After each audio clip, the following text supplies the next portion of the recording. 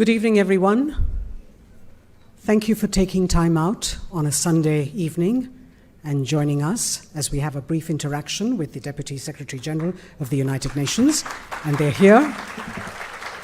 So a louder round of applause, ladies and gentlemen, as we greet them.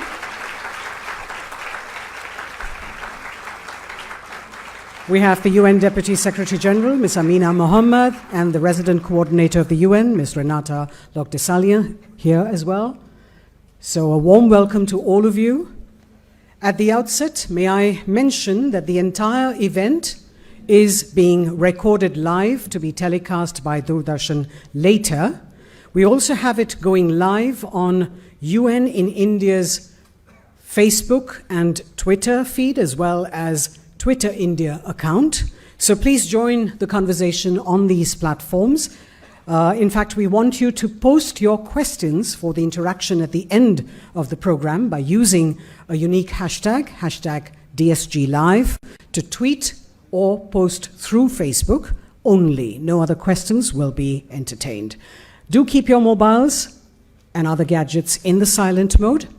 As you know, the Deputy Secretary General of the UN, Ms. Amina Mohammed, is here to participate in the ongoing 14th session of the Conference of Parties to the United Nations Convention to Combat Desertification, which will focus on ways to reversing land degradation and its outcomes while accelerating positive achievements for people and for ecosystems with a view to deliver on the Sustainable Development Goals.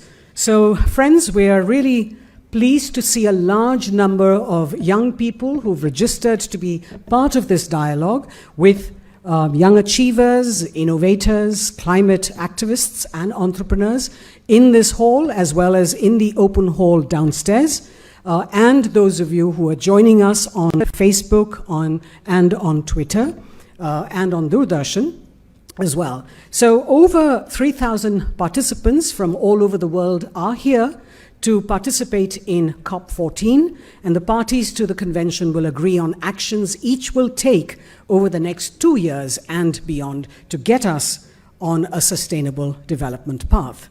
Ministers from 196 countries, scientists and representatives of national and local governments, non-governmental organizations, city leaders, the private sector, industry experts, women, youth, journalists, faith and community groups will share their expertise and agree on the most viable solutions that emerge.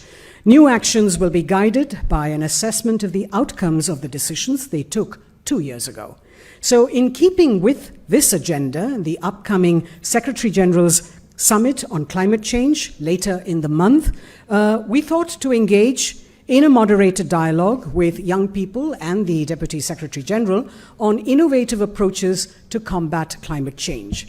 We've partnered with Youth Ki Awaaz, India's largest social justice media platform for young people, to address and engage on critical issues, to help us curate a selection of young climate champions, green entrepreneurs, innovators, students, and youth groups who are all here to share their ideas and views. Anshul is a social entrepreneur and a young media influencer, and the brain behind Youth Ki Awaaz, or YKA, that he set up while at school to break the culture of silence around issues that young people grow up with, and to address the lack of citizen voices in the traditional media discourse. YKA has very quickly emerged as a representative of Indian youth voices with over 4 million monthly readers and 100,000 users till date. Over the last 11 years, Anshul has gained extensive experience in citizen-powered media and participatory movement building, with YKA stories often starting nationwide movements creating impact. He's an Ashoka Fellow, an Inc. Fellow, and a young innovator. And Anshul has helped several high-impact organizations engage young people in a variety of important conversations, from politics and gender to art and culture. He's also on the Civil Society Advisory Group of the UN Women for India, and has previously served on the board of Jhatka, which is a campaigning organization committed to building grassroots citizen power across India, and collectively a World Economic Forum and Unilever collaborative nonprofit to build a sustainable future. So ladies and gentlemen, please put your hands together and welcome Anshul Tiwari as he kickstarts and sets the tone for our discussion.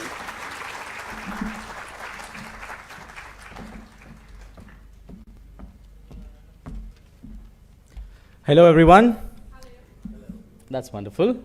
It is an absolute honor for Youth Ki Awaaz to be partnering today with the United Nations for this dialogue in New Delhi, alongside hundreds of inspiring change makers, and to host Madam Deputy Secretary General, Ms. Amina Mohammed.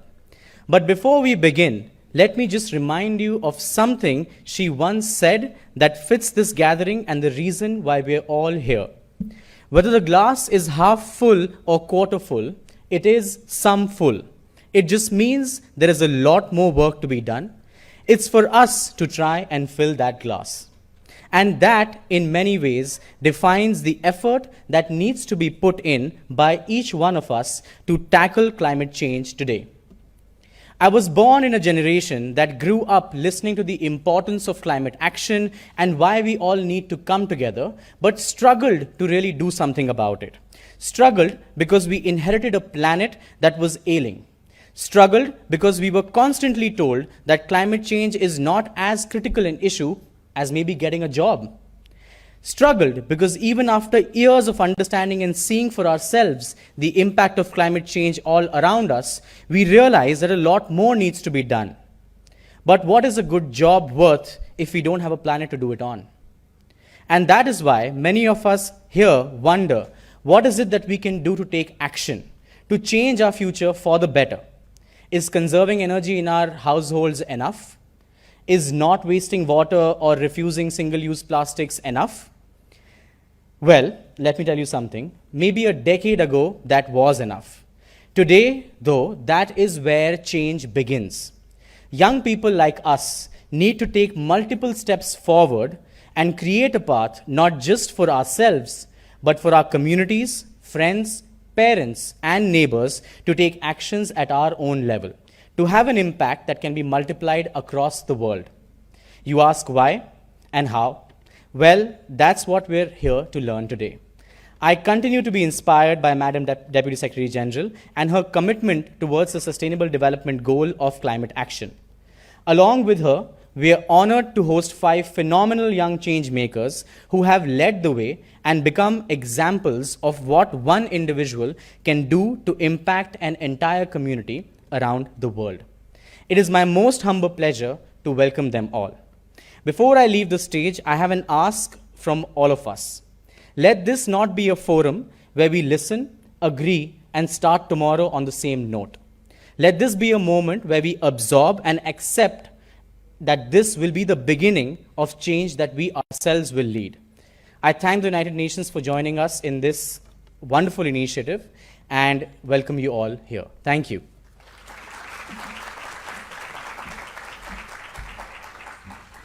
Thank you, Anshul. We now have the 5 climate champions that Anshul spoke about, who will speak very briefly on causes close to their heart. We begin with Shikha Shah, co-founder and co-CEO, Canva Fiber Labs, that she set up with her college mate 2 years ago. Shikha is educated in business and entrepreneurship. Her experience ranges from working in family businesses, a textile project, filmmaking startup, and working with American and European companies, co-founding a textile manufacturing and technology company. Canva Fiber Lab grew out of a year-long project to create a company in the hemp industry. Given the intensity of climate change, sustainable choices for high-consumption basic needs like the use of textile is, of course, imperative. So sustainable textiles made from hemp are definitely desirable. But since sustainability doesn't sell at scale, if it isn't feasible and viable, Fiber Labs stepped in to make them sustainable, viable, and scalable. Shikha actively seeks to address the UN's sustainability goals and introducing new sustainable materials. And she has been awarded for her innovative efforts by the Indian government and several other international agencies. So I'd like to now welcome Shikha on stage. Today, I'm going to talk about something that you and I use almost daily. From the carpets you walk on to the shirts you're wearing right now, everything is textiles. But have you ever wondered about its ecological impact? What are our textiles made of? 75% of our textiles are made of polyester or cotton. This one seemingly simple decision is what textile industry takes at the very cradle stage, and it impacts almost everything after that, from how it is made to how will it be disposed of. For example, consider polyester. It disintegrates into microplastics, a problem that needs no introduction. Out of 50 trillion pieces of microplastics, a couple of them are sitting right now in your own gut and damaging your health in ways yet unknown. Consider cotton. It takes around 2,750 liters of water to make one t-shirt. When the house is on fire, we can't let an omnipresent thing like textile be so pollutive. Just like how oil and gas, the world's biggest polluter, found its answer into alternative fuel with solutions like electric cars and solar energy, textile seeks alternative materials. And that's what we do. We convert agriculture waste of certain kinds into textile fit fibers that can then be used to make anything and everything from your shoes to hats. The beauty is that these materials are, one, environmentally sustainable. For example, they use 7,000 less liters of water as compared to 1 kg of cotton. They use zero pesticides, zero insecticides, and much more. They are also socially inclusive as we use agriculture waste. This creates an additional income for the farmers who might only otherwise burn this waste to create an additional pollution. And third, it is not just a goody-goody thing, but also a valid business proposition because it's better than what we are wearing right now. It has properties like antibacterial, anti-UV, and much more. Now, a few of you might feel that sustainable materials of some kinds exist, right? But then existence does not mean that they have been applied at scale. It is not the existence of desirable solution, but the scalability of the desirable solution that brings impact. And we address that. For example, the current solutions are expensive. Hemp sells at 5 times the price of cotton. We make it viable by bringing down the prices of those materials by 50% in an industry where every percent of margin matters. Second, they're incompatible. For example, what if Elon Musk said that the electric cars wouldn't work on the same roads? It won't work, right? Similarly, fibers need to work on the same machineries. We make that possible. And third, they are affected by the limited supply as the technology is not scalable or the agriculture is controlled. We solve all these problems by making things progressively viable, conveniently executable, and most importantly, adequately available. Having said that, imagine the impact potential of these things. Currently, we use around 100 million tons of fibers. 5.5% of these fibers are bast fibers.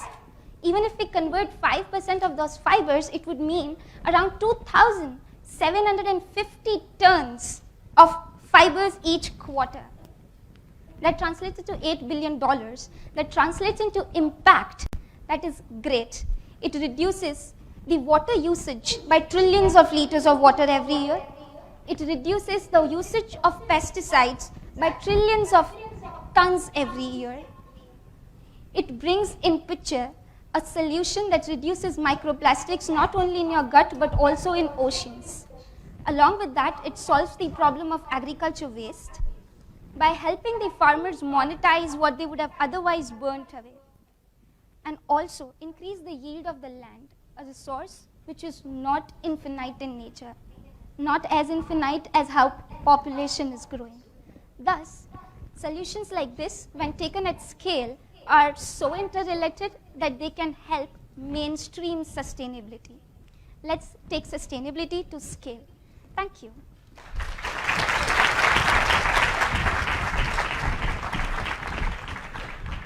This doesn't work. Thank you, Shikha. Well, we're sorry about that little feedback that was coming into her microphone. We're trying to sort it out as soon as possible. Up next is Tarun Bothra, co-founder and CTO, Sathi, who leads the R&D product development, technical, legal, and corporate operations team of Sathi. I think there is feedback coming from this speaker. If you can reduce that, please. Thank you. Sathi develops the highest quality product and ensures that the supply chain is completely sustainable for zero impact on the environment. In 2015, three friends, along with Tarun, collaborated to create fully eco-friendly, compostable sanitary napkins using locally sourced banana fiber from the state of Gujarat, where Sathi is based. Sathi pads are biodegradable and compostable using plant-based materials for the leak-proof outer layers of the napkin. And in 2019, Sathi was chosen as the third most innovative company in the world by a leading magazine in the US. Last year, Unido awarded Sathi as the best clean tech startup. Tarun believes sustainability is important for our survival and wants to give back to society. With an innovative business model and technology, Sathi has set up a standard that is pretty high for feminine hygiene and has been recognized for their sustainable initiatives. So put your hands together to welcome Tarun Bothra.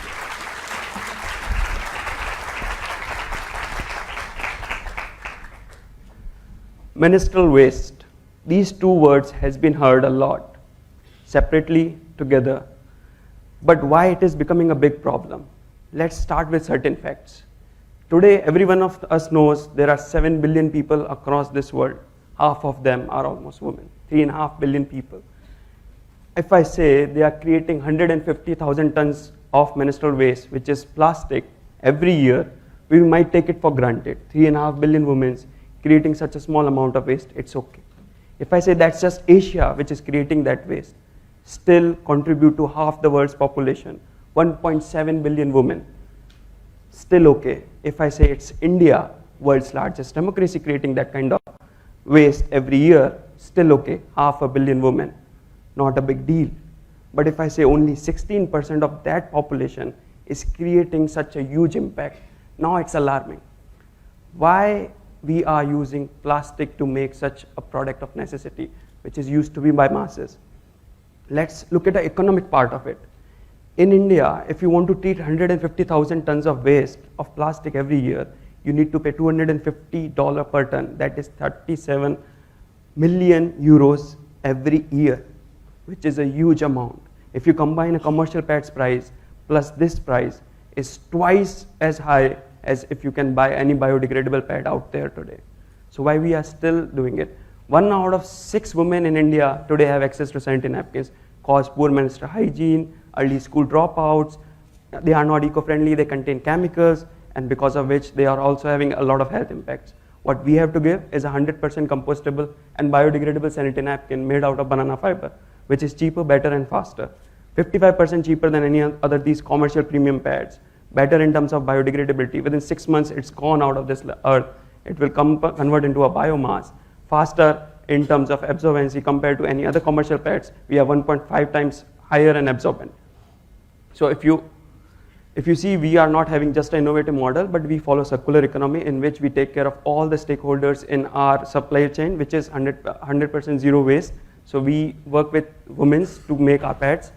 We have a program in Jharkhand in 40 villages where we are distributing 1 million pads without any cost to women to change the behavior to use pads instead of clothes. We work with farmers. We have increased their revenue by procuring this agricultural waste by 5 million Indian rupees. And the environment we have impacted, we have removed 10 metric ton of plastic waste and 16 metric ton of CO2 equivalent out of this nature by giving our pets to the women.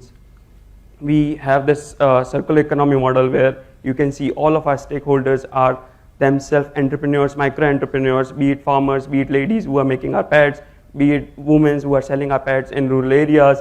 So they are earning it on their own. They don't have to be working with a company or being an employee. They are self-employed people who are getting benefit out of a company. Every morning, I have this weird habit to go to my office to take a picture of a sunset and a sunrise in the sunset in the evening and sunrise in the morning. It just gives me a pleasure to see what beautiful world we have today. But this small thing which I'm holding in my hand, if we don't work on it today, this could be tomorrow, which you will be seeing out of your houses, your offices. I hope all of us understand and have a food for thought that why this is important to take care of such a small necessity and make it sustainable and natural. Thank you.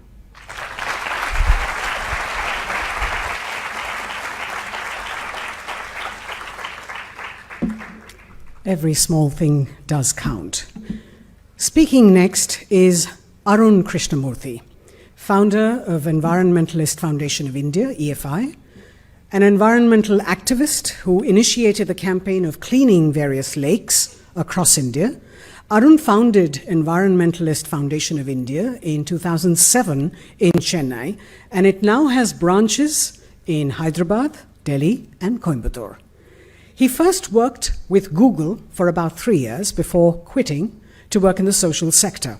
He then joined Goodall's Roots and Shoots in India, an organization that helps young people to resolve problems within the communities before setting up EFI.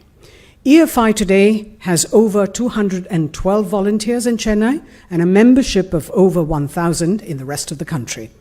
Till date, it has been successful in cleaning 93 lakes in 14 states. He graduated in microbiology from Madras Christian College and then went on to study at the Indian Institute of Mass Communications in Delhi.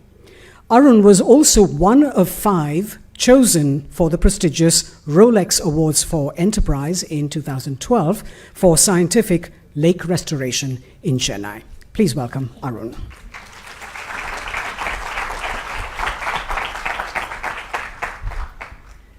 When was the last time you actually could drink water from a lake near your home? Forget drinking water from a lake or a pond. When was the last time you could swim in one of those water bodies? Forget swimming in one of those water bodies. When was the last time you could just sit by one of these water bodies to watch a bird fly through? This is the image of 2 different lakes from 2 different parts of this country. They look alike. Solid waste, liquid waste gets dumped into freshwater bodies as cities and urban centers are rapidly growing. If you're drinking water from a plastic bottle today here and you're dumping it out, we need to make sure that it doesn't get dumped into one of our lakes. Liquid waste of varying kinds, from a shampoo wash to a car wash to more, drains into these lakes that I'm showing you. Also, what you're seeing is these lakes have several encroachments on them. That being the problem, what is the solution? And we also agree to the fact that you and I are part of the problem. Can the solution be without us? That's where a community-based, collaborative conservation effort is important. If I handed over a piece of paper and a pencil and I asked you to draw something about nature, you would draw a hill, a stream, a coconut tree, and a V-shaped bird. But when was the last time you actually had all of this? And if I asked you, should the lake, Sanjay Lake in Delhi, be protected? All of us unanimously would say yes. And if I asked you, if you're living around Mayur Vihar, did you know you and I are polluting that lake? We would be very worried and say yes. If I asked you, do you want to come forward and help me clean this lake? You would say yes. And that's where we need to absorb and need to act on it, and that's what we've decided we'll do today. That being the solution, where there needs to be a science-based, community-based conservation effort, which includes removing of trash from that water body, plugging in the sewage which flows into this water body, and scientifically reviving it based on several hydrogeomorphological standards. That sounds too big, but hydrogeomorphology, break it simple. Hydro is water, geo is earth, morphology is nothing but structure. You need to understand where the water comes from, where the water goes, where the water stagnates, how you and I are using it, and what we're doing to that water body. When we do that, this is possible. A lake on the expressway in Chennai, which was once contaminated, polluted, where people came together, and we've been able to revive this. We've been able to revive this to the extent that the G-shaped island that you see there is for nesting birds, frogs, snakes, and more. This planet is not just for you and me. If we believe that we can talk loud and walk straight and we are the superior species, we are absolutely wrong. Without electricity, you and I would not know where to get fresh water from. Without somebody growing our crops, you and I would not know how to find our food. But every other life form somehow can. And that's where we need to ask ourselves a question as to how we're preparing ourselves for the new normal, which is extreme heavy rainfall, which we've just seen in Mahabaleshwar, 7,000 mm, or extreme prolonged conditions of no rainfall in Chennai that we witnessed this year. That's where we need to come together to make sure that this impact is sustainable and not let things like this happen, where we now have lake view apartments, lake view roads on the lakes without the lakes to be viewed anymore. And we need to come together to make sure all our words turn into action. Thank you. Jai Hind.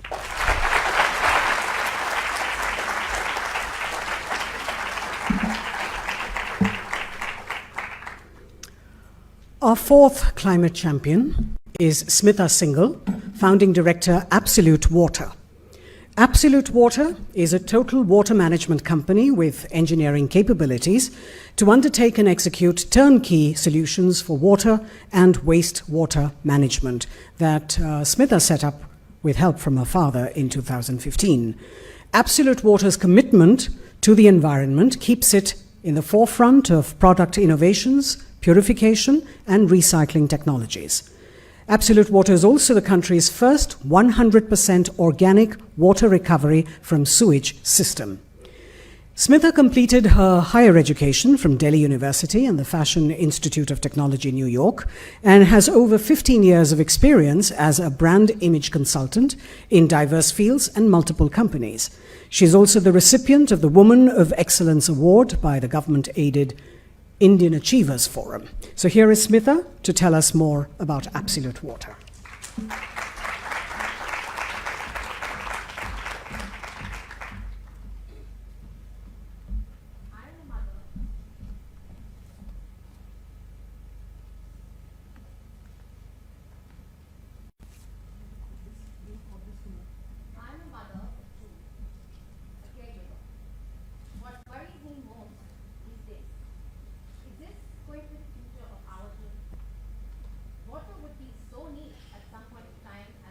World is going right now, that only a handful of us will be able to afford. Wars could break out on what is currently covering 71% of the Earth's surface and is eating. In most of the villages and small towns in India, sewage flows untreated into the ponds or the rivers, and it is percolating on also as far as the groundwater. Even in metropolitan towns like Delhi, more than 70% of the sewage remains untreated and flows into our river, Yamuna, which is our main supply source of water, leading to severe leaching of pollutants, thereby resulting in waterborne diseases, which also could be fatal. What if I told you all of the sewage that we hate and that we have issues with can actually be turned into drinking water? This, for us, is gold. Countries like Singapore, South Africa, and states like that of California are currently into the procedure of making sewage water into drinking water. As it may be commendable, they are still using chlorine for purification. And that water, if drank enough, is something that could actually slowly kill your insides. Can we do better in India, where 62 billion liters, and billion with a B, mind you, of sewage is produced every single day? Our vision is to make sure that when we take water from our taps, that we can drink it straight from there without thinking twice, and that is exactly what our innovation does. We address this major problem by providing 100% organic water recovery decentralized systems which is simple, which is effective, affordable, and moreover can be operated by unskilled labor. Our technology basically imitates nature, an ecosystem that thankfully still exists. Here we use our heroes. This is the biofilter bed that we have, and this is my hero, which are the worms. The worms who consume the micropollutants for their sustenance, and they actually thrive on it. Once the worms have done their job, the filtration system additionally uses completely organic and inorganic media such as wood chips, pebbles, and sand to give you water that you can actually use for agriculture. And this water can further be treated to give us drinking water with advanced treatment. All of this is done with no chemicals whatsoever. There is no sludge generation compared to other conventional systems. It is non-RO, mind you.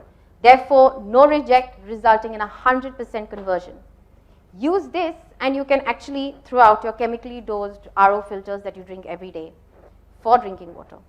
There is no odor, it's minimal electricity cost, high return on investment, minimal operational cost, civil and modular units, adaptable as per space constraints, and absolutely no noise.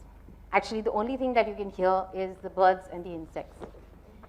All of the above features make this system a fully sustainable, green, and circular technology where it is working constantly. Now imagine if across the entire country this technology is used with every resident welfare association, with every institute, with every industry, states and cities. What could happen?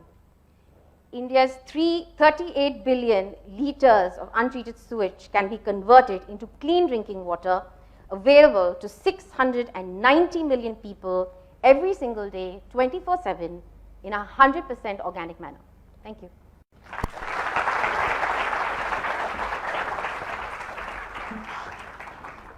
Thank you, Smitha, and apologize for that little technical glitch that we faced. Our final presenter is Niveda RM, founder and CEO, TrashCon Labs. Niveda founded TrashCon in 2016 after she and a group of her friends had cleared a lane near her college in Bengaluru that had been piled with waste for months, only to find that it was filled with waste in a week's time. Without revealing how and what they actually did, let me share with you that today TrashCon benefits 40,000 people, prevents 1,600 tons of carbon emissions, 146 tons of GHG emissions, and saves 54 acres of landfill area.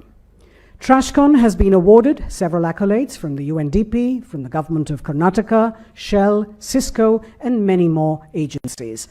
Niveda is a qualified chemical engineer from Bangalore's RV College of Engineering. So please welcome Niveda, who will elaborate on TrashCon.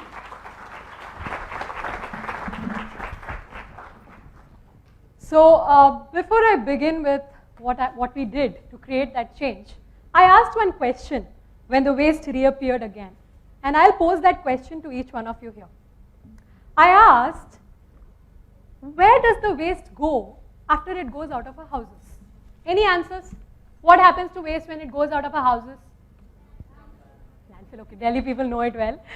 But frankly, I had absolutely no clue until 2 years ago, till I saw this.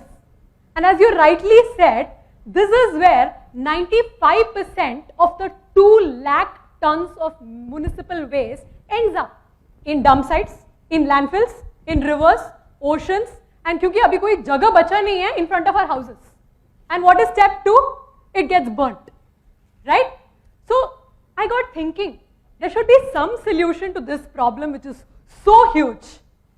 But to find a solution, I had to know the root cause. So we started doing a lot of research. What could be the possible root cause? Why this is happening? Because I am disposing my waste properly. But still this is happening. And after many months of research, we came to a very profound realization, which was this. This is how Indian waste looks like.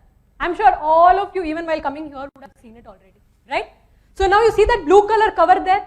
It has sanitary napkins, diapers, blood, tin, metal, glass, whatever is there in your mind right now will be there. Even dead rats have seen it. So now how can anybody possibly make any value out of this waste? Now what happens when you don't make any value out of this waste? It has to get dumped. So that's when an idea came, what if I take this waste and try and segregate it automatically? Because I don't want to touch the waste, I don't want somebody else touching the waste, into degradable and non-degradable. Because the moment I separate it, I can make some use of the degradable and some use of the non-degradable. It does not have to go back as trash. But as simple as it sounds, we were talking about a system that was taking all kinds of unknown variables and giving out known variables. It's impossible. No, look at your own dustbin. Every day it changes. And that's what the world told us. Niveda, it is impossible. But that's exactly when we thought somebody has to do it. So we spent 2 years in the dump sites slogging to find out what is it that could help us distinguish. And after 2 years of sitting day and night in landfills with the rag pickers, ladies and gentlemen, introducing the world's first completely automated mixed waste segregation unit, TrashBot. We did it. We did it, and TrashBot can segregate thousands of kgs and tons of waste automatically into degradable and non-degradable, and it can fit inside the stage. That's how compact it is. And TrashBot can take this mixed waste, segregate it into degradable and non-degradable. These are real images, friends. Left side is reality, right side is after it goes into the machine. And the degradable waste is then converted to biogas, bio-CNG, compost, given to farmers, used as fuel. And again we were stuck at the non-degradable part, because that was all these one-time use plastics, multi-layered packaging. So we went a step ahead and made another technology which can convert these into boards. Boards that can be used instead of plywood and particle board. Boards that can be used as tables, chairs, furniture. Friends, these are real products that we have made already out of the waste that you see every day on the street. Thank you so much. And these are all different possibilities. So what I'm saying is, out of this waste, we have made manure, biogas, bio-CNG, tables, chairs, furniture, plastic roads. I'm gasping for breath because that's the number of opportunities that could happen with this technology. So without already we are doing 40 tons of waste today. We are looking at 100 tons by the end of this financial year. And by 2025, we are looking at 1/4 of India's waste. And why are we doing this? We are a group of engineers who are slogging day and night in the dump sites to solving one challenge after another. Why are we doing it? Because we are driven by a very simple dream. A very simple dream in which I tell a story to my daughter, a story 20 years down the lane, saying, Beta, once upon a time, there was trash. And my daughter says, Mama, what is trash? And that is the kind of vision we have. Come be a part of the solution. Thank you so much.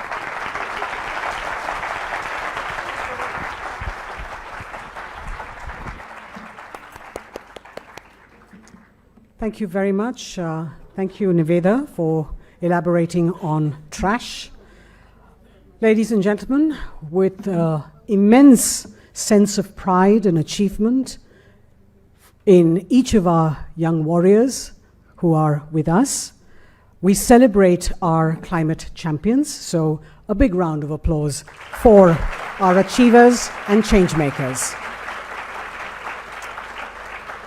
Please bear with us as we quickly make the arrangements on the stage for the conversation that will happen in a few moments. We're just allowing a little time for our chairs to come out.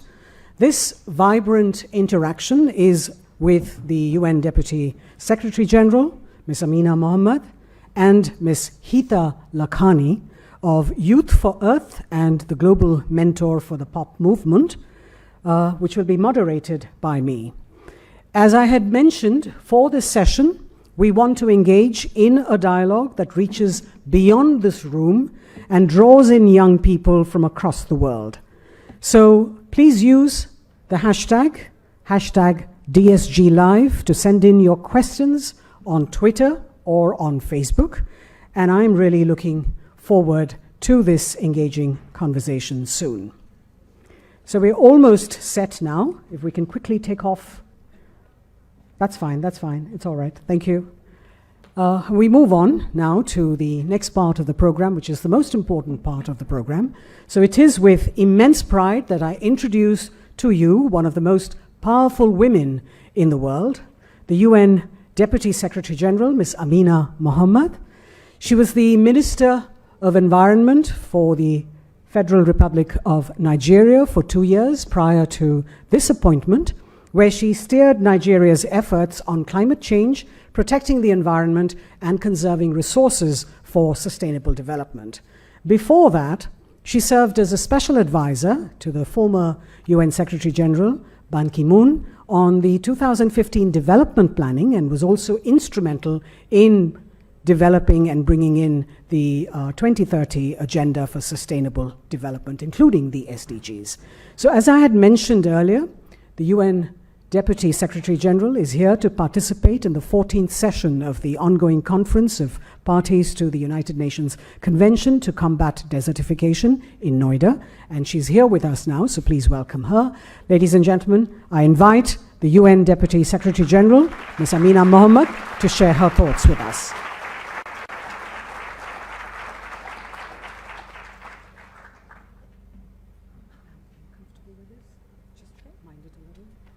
On it? Okay, great.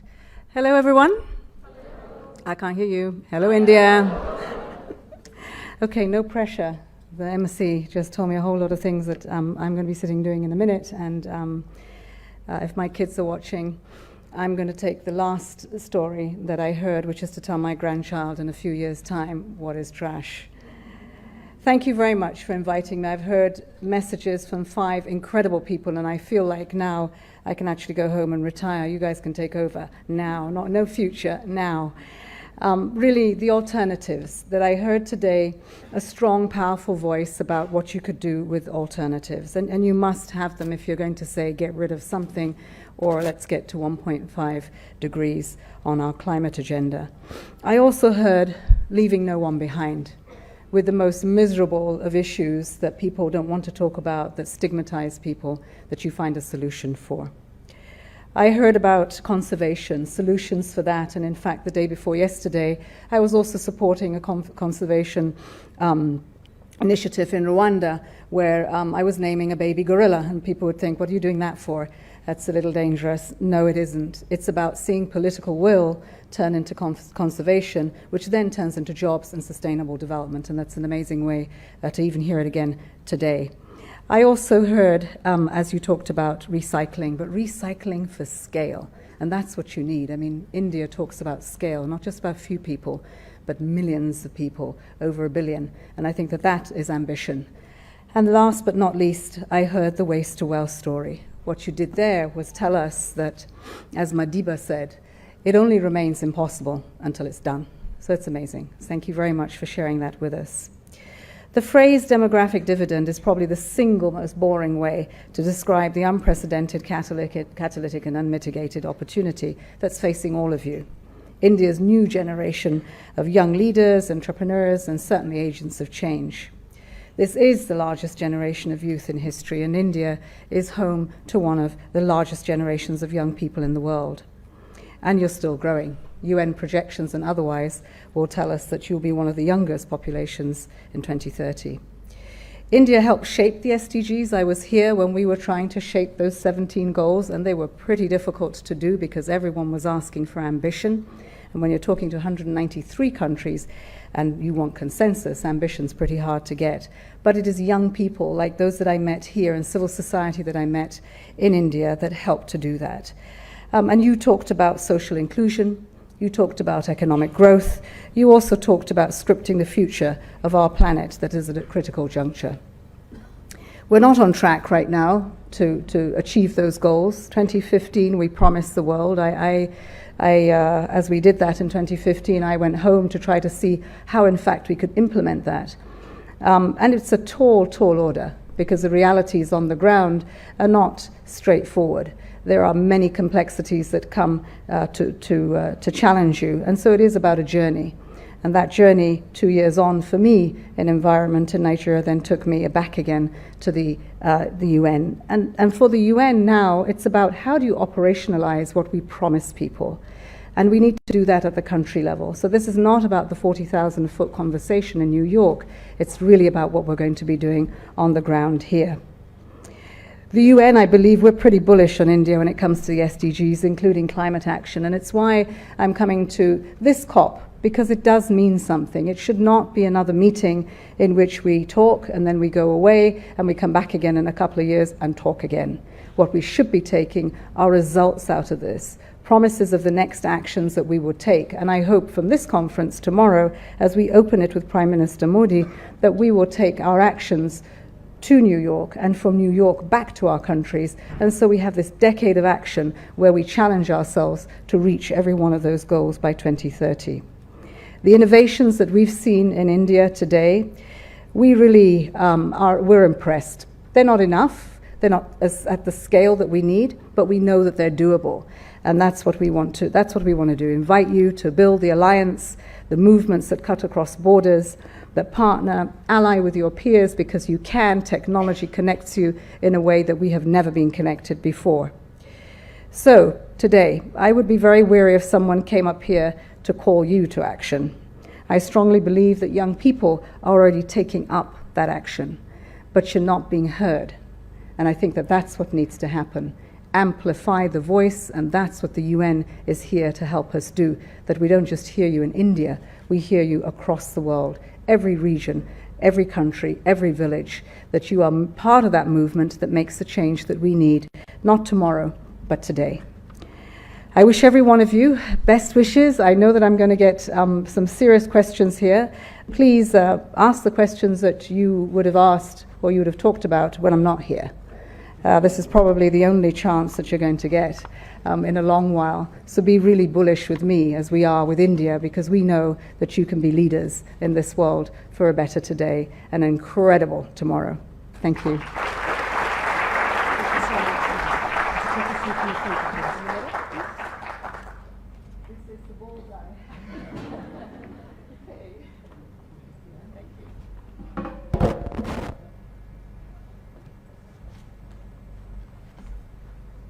Okay, thank you very much. I'd like to now ask Hita Lakhani to please join us on stage for this interaction that we're going to have with the Deputy Secretary General.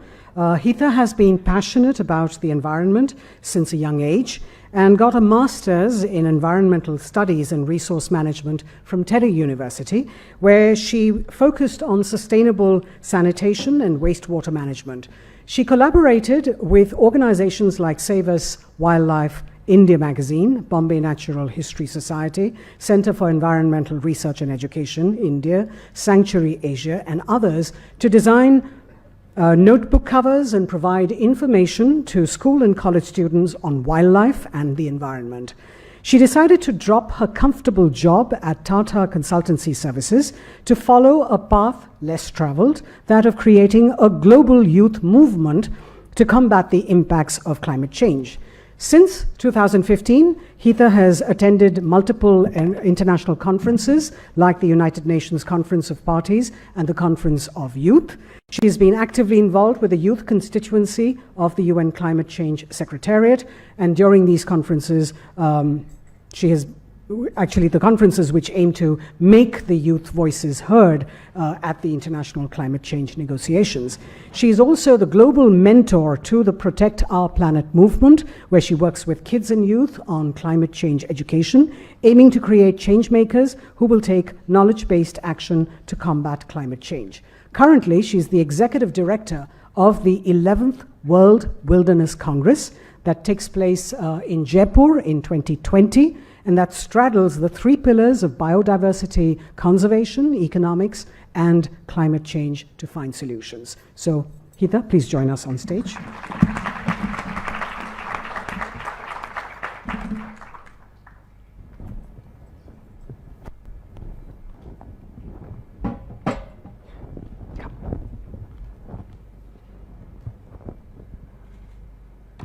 So at the outset, let me thank both of you, Madam Deputy Secretary General, for choosing to be here and engaging in this dialogue with the young people in India, and you, Hita, for being part of this conversation and inspiring many young people to join in. So thank you very much.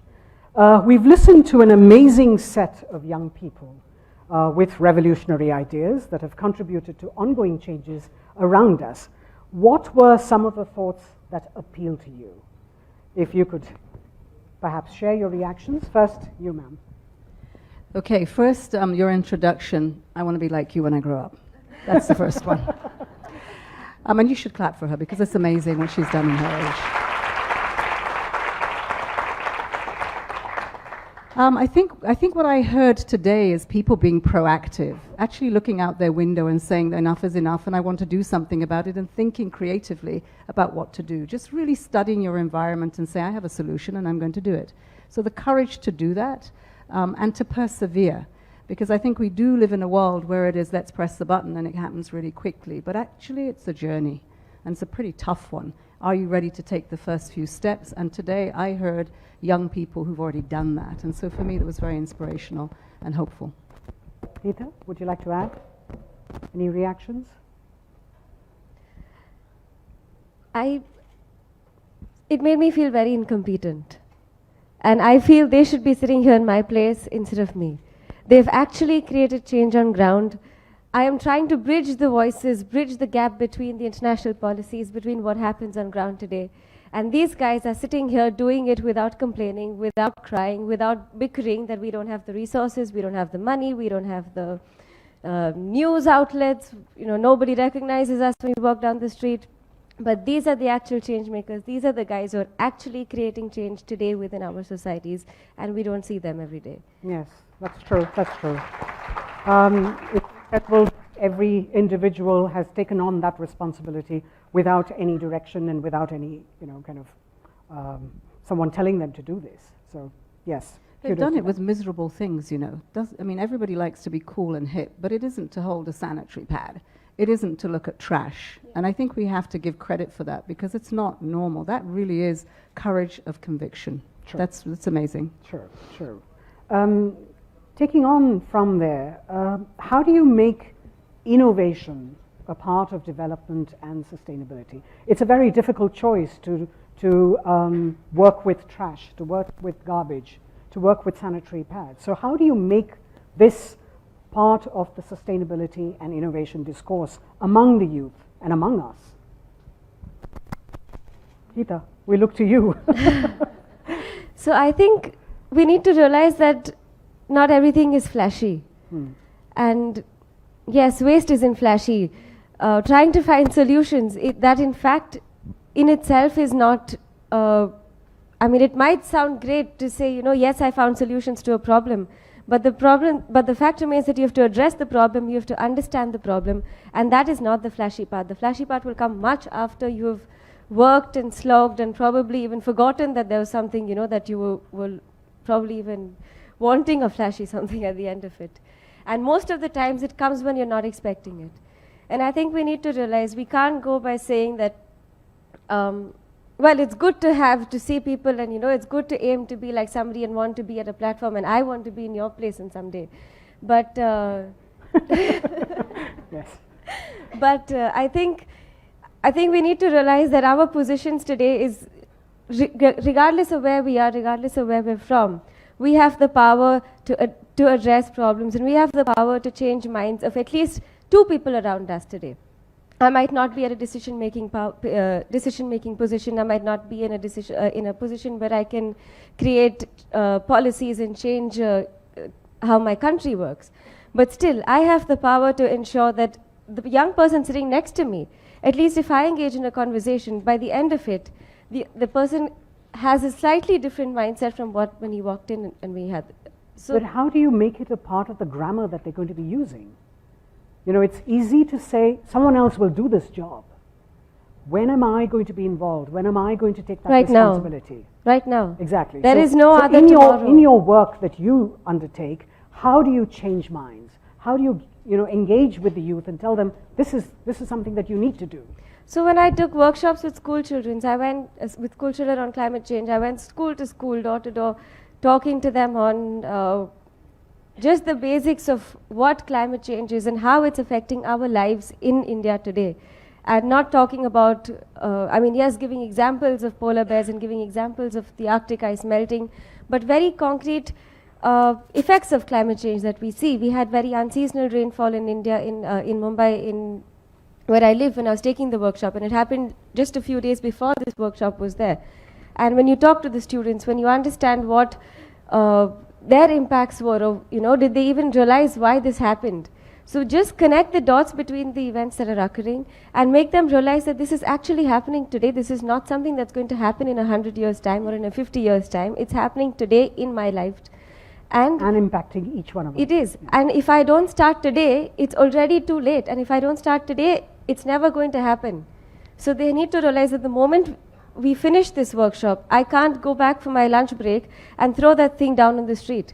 Because we just had an hour-long discussion, we had to realize that the change has to start right from the moment you step out of the classroom there.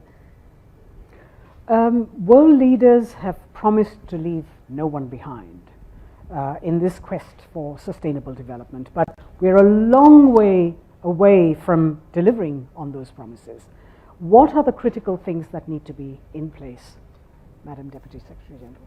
I think, first of all, the will to want to do this. Leaders did come up, and remember, the SDGs are voluntary. It's not legally binding, and I think that's the most powerful thing, is that they committed to do that.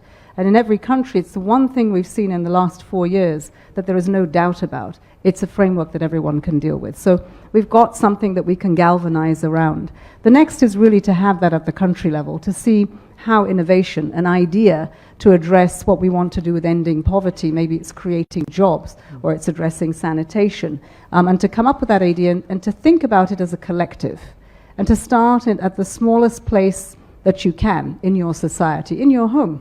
As we just said the other day, somebody was talking about their trash. What do you do about it in separating it? And come out into the society, into the community, and then you begin that movement for change. Now, some of that is to do with government and the policies and how you lobby that to make sure that you see those plans translated into budgets through parliaments.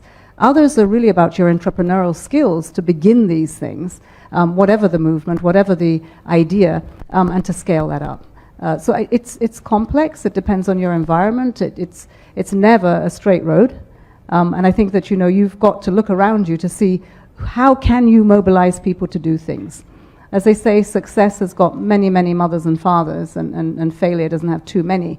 I think you have to know that you will need to fail, and it's okay to succeed.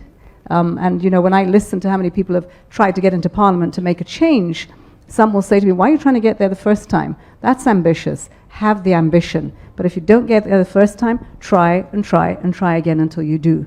And I think people learn from that and join in that journey. So it's, again, come back to the countries. Hold your leaders to account. If this is and make them the champions so that, they open that pathway for us to engage in. It's very difficult if those doors are not opened. You see a crack, open it. Wedge it open, get in there, and act. Don't wait to be asked. That's the other thing. You have a framework now. Don't wait to be asked. Just act on it. And be persistent. Yes, be an absolute nuisance. Yes. The Climate Action Summit on the 23rd of September is really where the ideas will become concrete initiatives that governments, businesses, and people everywhere will use to accelerate climate action. So what are you hearing from people, from governments, from the private sector or businesses? Do you see a movement happening there? Is there a groundswell? Oh, absolutely, there's a groundswell. It took a lot of courage for the Secretary General to say that what he wanted to do was to start the wave so that this drum roll all the way to the 2020 target, we would actually come with NDCs, our nationally determined contributions in 2020 to go from the 3.2 degree world that we're at to 1.5. Now, were we going to be able to do it? Again, it's impossible until it's done.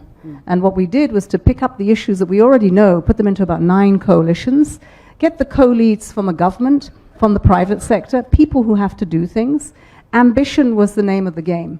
And then we started to become granular about it. You want to talk about 193 countries, you're not going to get very far, because it's not 193 countries that really have the biggest footprint on the emissions. So we honed in on the who does. Over 82% are the G20.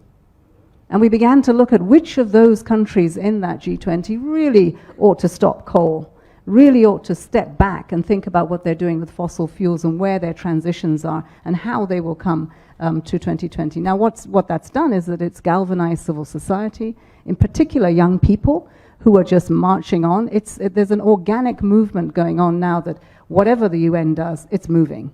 Now, what we have to do is encourage it, keep a fire under our feet so that we keep going. Coming to September, the first, we started off with a youth summit. Why do we do that? Well, you know, frankly, you've got the vision and the energy. And you've also got the technology to make it happen. And if we keep saying we just want to have you at the table and talk about it, it's not going to get very far. So we start off with the solutions that you will bring and to see how we can scale those up. It's going to be tough. Then we come to the governments. What are governments saying? Governments today are not being very ambitious. There are a few who are, but the ones that we really need to make the movement, that's not happening. But what has happened now is that we've shone a light on it. There is a light on who is not moving, and you can galvanize the advocacy to make that happen, to call them out, to explain to people the implications of not acting. And it's about your future. There's no more powerful a person to come to the stage than a young person to say, you have no right to deny me my future today, because it is the actions of today that will deny that future. So I think what we've done is more knowledge, more advocacy. I'm surprised how many people didn't know, and that we've created a movement that I think it's unstoppable. There's no going back. A couple of months ago, he You don't believe us? It's No, unstoppable? They do. There's a Yes. movement? Yes. Oh my goodness, this is really quiet for India. They're rumbling under, don't worry, they are. A couple of months ago, Hita, you attended the Abu Dhabi UN Youth Envoy, and you've been at the COP14 as well this week. So you've been able to, you know, peep into these rooms and participate and gauge what is going on. And like the, you know, Deputy Secretary General mentioned, that it's the youth that really needs to stand up and ask and no longer wait for it to happen. And ask for those rights. So what are the emerging threads from all of these meetings that you are seeing that spells hope for us? I think even in the few years that I've been going to these meetings, I see that there are more and more young people active. And it's not just me and my little group of friends who are there, but it's, I mean, from across the world, from globally, we're seeing more and more young people, right from island states like Tuvalu or Fiji, to countries like Germany or the USA or Chile for that matter. So across the whole gamut of races, genders, we're seeing more young people present at these meetings. I think the good thing has been that we're, at least now, decision makers are, how do I say it, at least they're accepting that, okay, young people have an active role to play. Otherwise, the narrative always was like, yes, you're young, you have a role, but in the future. And now they're realizing that your role is today and not in 5 years, not in 10 years, not tomorrow, but today. And I think that is the good change that we're seeing. There's still a long way to go, and we're still actively trying to not just push for a higher ambition, not just push our countries, but also hold them accountable. I think it's high time where you just don't speak saying that, okay, you know, we have to do 1, 2, 3, 4, 5. But it's high time you show where you're doing 1, 2, 3, 4, 5. And it's high time the young people actually go up to their negotiators, go up to their politicians, go up to people in power and tell them that, listen, you committed 5 things and you've done only 1 out of 5. When are you going to do the other 4? And for that, we need to be aware. If I'm not sure of what the 5 things are, there's no way I can go and ask my government that. If I have no idea what an NDC is, Make them accountable. then I cannot expect an Indian young person to go up and say our NDC.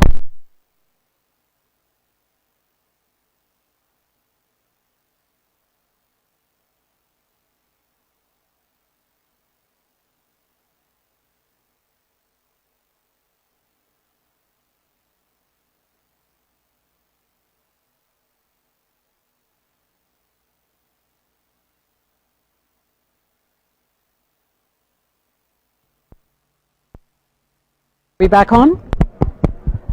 Can you hear us? Okay, so go ahead. Gita, just speak a little, yeah. Yeah. Can you hear me? Yeah, Yes, okay, we're yes, back. we're back. Perfect. Don't worry. So this is what happens. See, when you ask for too much action, when you hold people accountable, they shut you down. So don't let them shut you down. Get up and speak up. More power to you. More power to you. No, but this is true. They will find ways to put you out of meeting rooms. They will find ways of saying, okay, but this is a closed meeting only. We have found ways where young people now are on country badges. So there's no way you can put us out of closed meetings. Well, they're in the closed meetings. So find ways. It is always possible. It's not easy, but it is always possible to do what you want to do. It might not happen immediately. You push and push and push, and a few days later, a few months later, a few years later, but it might happen. So you might not be the one benefiting for it, but definitely you're going to have somebody else in some part of the world who probably would need it much more than you would have at that point of time, who would be benefiting from that system. So go for it, that's all. Okay, let's take a few questions from our young friends who've been on Twitter and Facebook, who've been watching this live on their feeds, and I will try and accommodate as many questions as possible, subject to the time that we have. So let me see, we've got a question by Rajeshwari Datta, who asks, can we still win against climate change? Time is running out. Absolutely. I mean, who's going to tell us we can't if we're running that race? I mean, you cannot be told that you're not going to win this race because the alternative is just not possible. So yes, you can. Absolutely. And you are positive about this as well? Yes. Gita? There are some days when I'm a little skeptical, but I think overall, yes, we can win this race.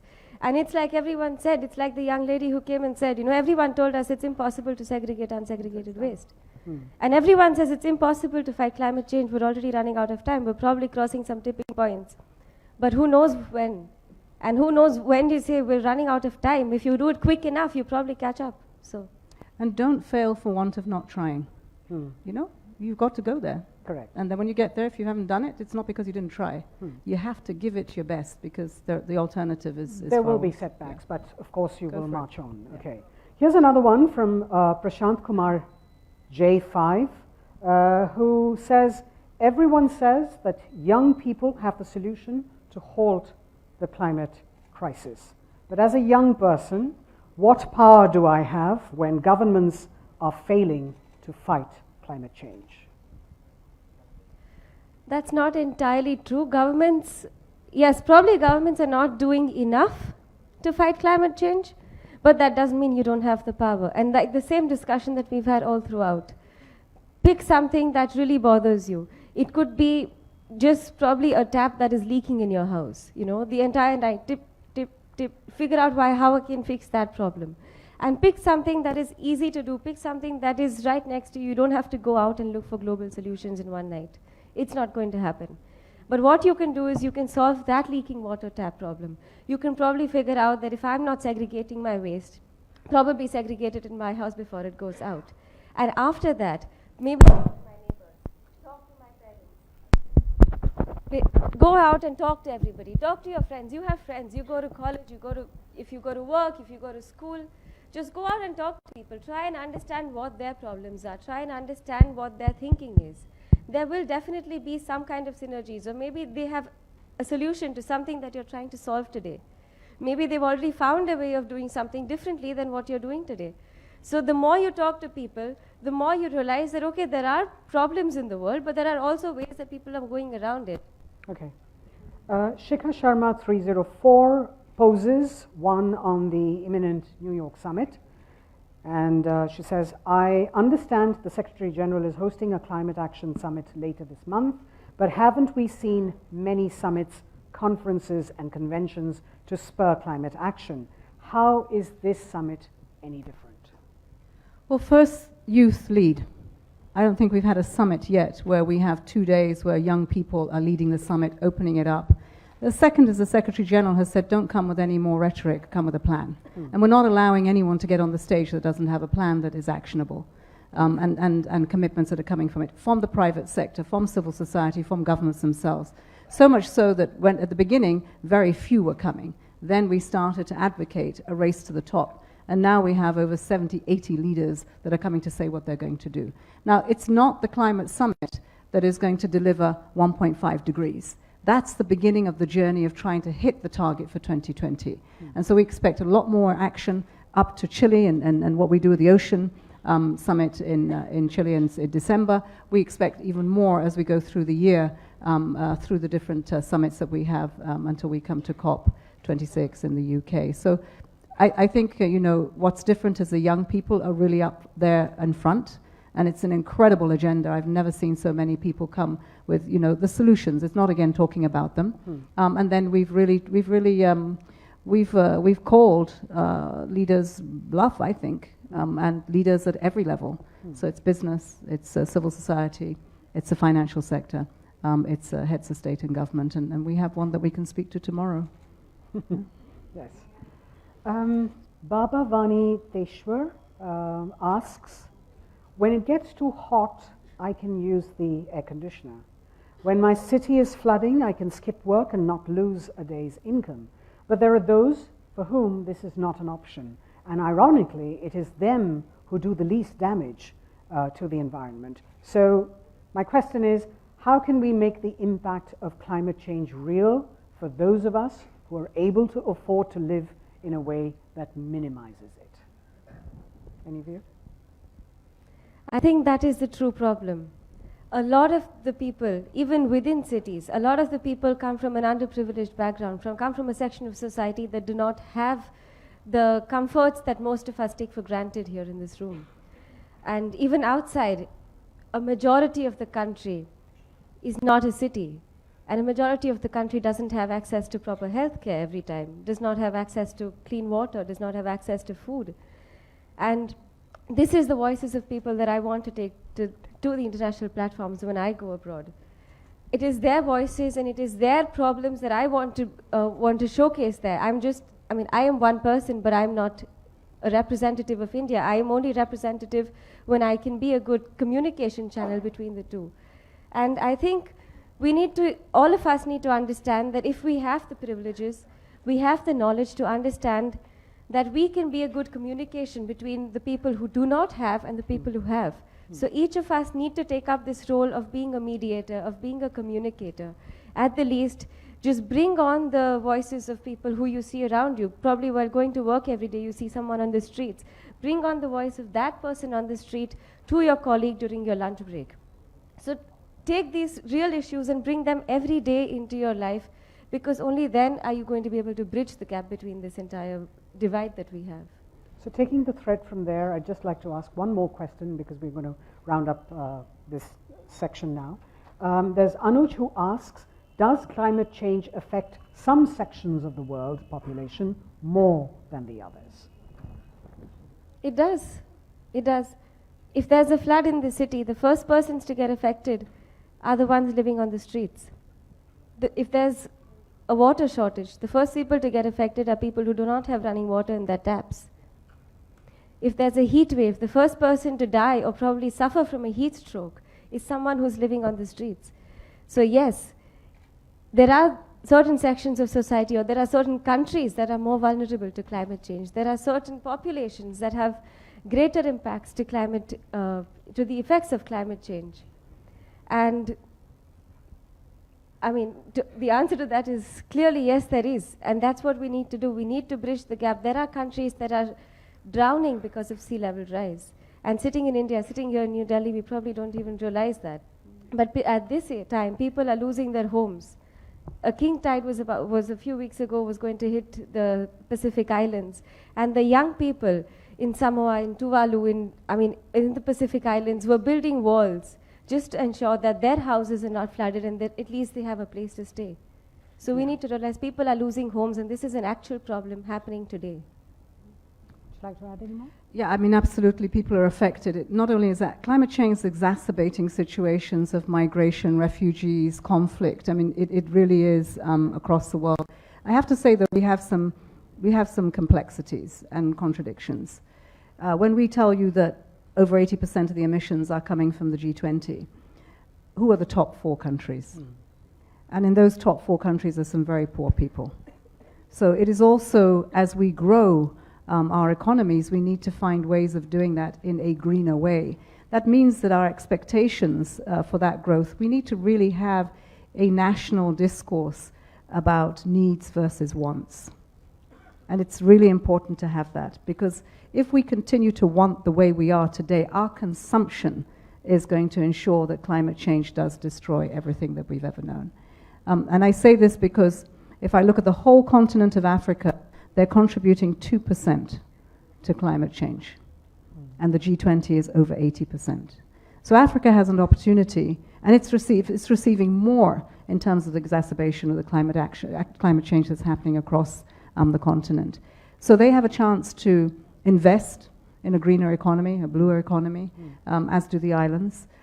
But we have to take a decision in many of our countries, this one included, how we want to grow, how we want our economies to grow. And they will start to affect you here, but you will also have a liability, which is people in other parts of the world. And sadly, the burden of this, the losses that we have, are women and children.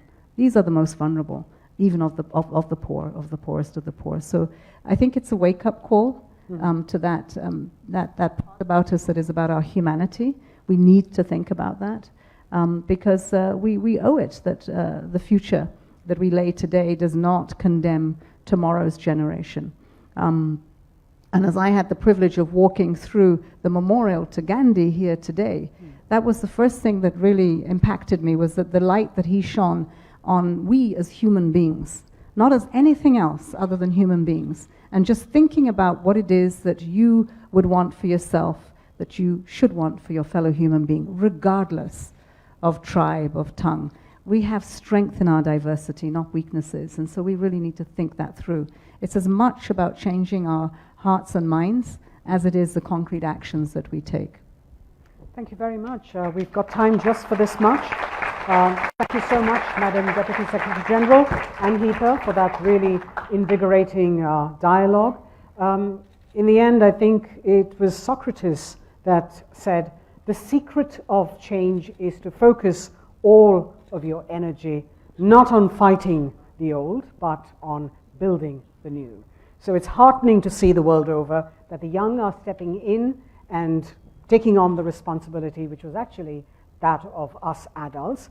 And the more young people push forward and push the old generation to act, can only then change be brought on. And so more power to you.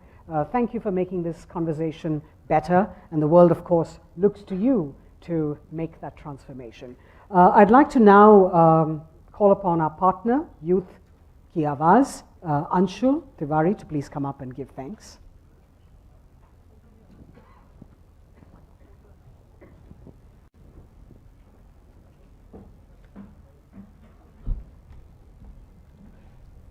Thank you. On behalf of all of us here, and of course Youth Ki Awaaz as well, I'd like to thank Madam Deputy Secretary General and Heather for the wonderful conversation. I think one of the main things that jumped out to me personally was that it is the right time for us to hold our leaders accountable and turn them into champions, so that when they go out on international forums, when they speak about climate change, they actually are the people who are leading that change as well within their countries. So I think that's a very, very good call to action for all of us. And with that, I thank you all and Madam Deputy Secretary General for being here. You know, it's critical for us at this point, at this juncture, to realize that we ourselves hold the power to lead the change. Thank you so much, and we'd like to invite Madam Yu to please join us for a quick photograph. Yes, we've got the change champions here, so if I could request you to please join them for a photograph. Kindly remain in your places, friends, as we allow the Deputy Secretary General to just meet our climate champions. You can come into the center so we can take a picture.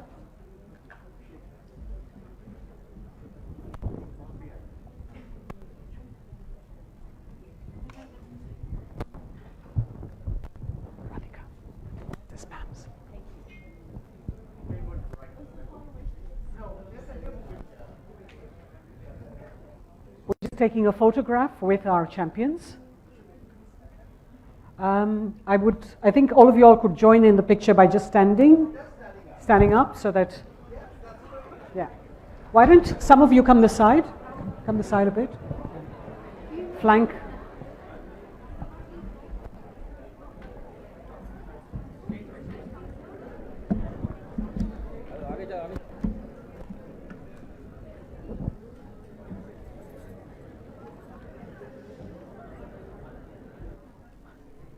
And you're allowed to smile. So do give us your brightest.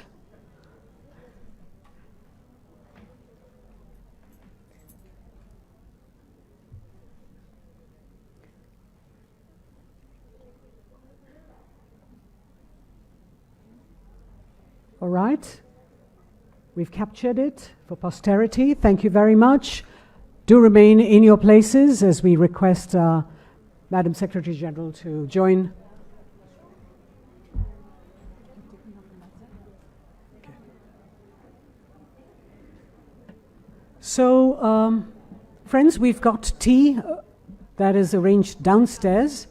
Just allow the entourage to move out, and then we can all go downstairs for tea and continue our conversations with our climate champions as well as other activists who are here. Thank you. You can switch your phones back on. Thank you.